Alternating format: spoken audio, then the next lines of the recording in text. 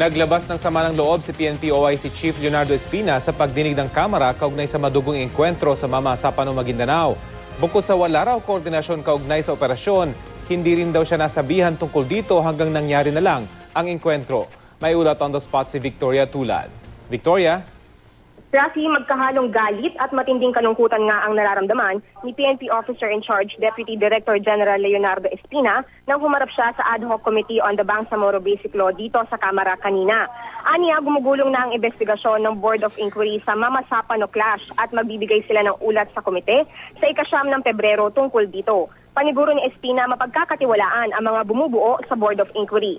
Hindi raw siya makikialam sa investigasyon. Sa press conference, muling kinondena ni Espina ang ginawang overkill ng More Islamic Liberation Front o MILF sa SAF. Bagaman hindi na-coordinate ang operasyon, nakita naman daw nila na mga miyembro ng SAF ang kanilang kalaban at batid din na may ceasefire agreement. Pero tinuloy pa rin ang pagpatay, tinugis ang ilan, hinubaran at ninakawan pa. Paniguro niya gagawin nila ang lahat para mapapanagot ang mga nasa likod ng pagpatay. Nakiusap din si Espina sa MILF na ibalik ang kanilang mga armas. May balita raw siyang nakuha na ibinebenta na ang ilan dito sa halagang 1.5 million pesos. Sabi ng general, huwag na sanang palalain pa ng MILF ang kanilang ginawa. Kinumpirma rin niya na walang koordinasyon ang ginawang operasyon ng SAF noong ika-25 ng Enero. Nalaman na lang nila ito noong nagsimula na ang bakbakan. Pasado 5:00 na ng madaling araw nang itek siya ni SAF Chief Getulio Napeñas na nagkaroon na ng engkwentro. Agad niyang tinawagan ang West Mindanao Command para magpadala ng tulong pero huli na ang lahat. 38 ang kabilang sa assault team, 36 naman sa blocking team at ang 318 ay nakapwesto sa highway.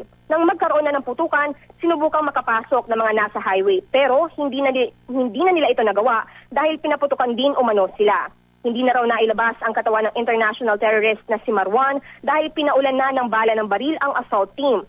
Naglabas ng sama ng loob si Espina dahil hindi siya nasabihan tungkol sa plano. Maaring bulungan naman daw siya pero hindi ito nagawa. Wala raw kinalaman ang pagiging officer in charge niya para hindi masabihan. Hindi pa raw niya tinatanong kung bakit ganito ang nangyari. Gaya ni AFP Chief of Staff General Gregorio Catapang Jr., sinabi ni Espina na hindi kailangan ang go signal ni Pangulong Aquino para sa operasyon ng SAF. Bahagi raw kasi ito ng kanilang tungkulin na magdesisyon kung itutuloy ang isang operasyon. Patuloy naman daw na kinakausap ni Espina at Department of Interior and Local Government Secretary Mar Rojas ang kanilang mga tropa para kumustahin.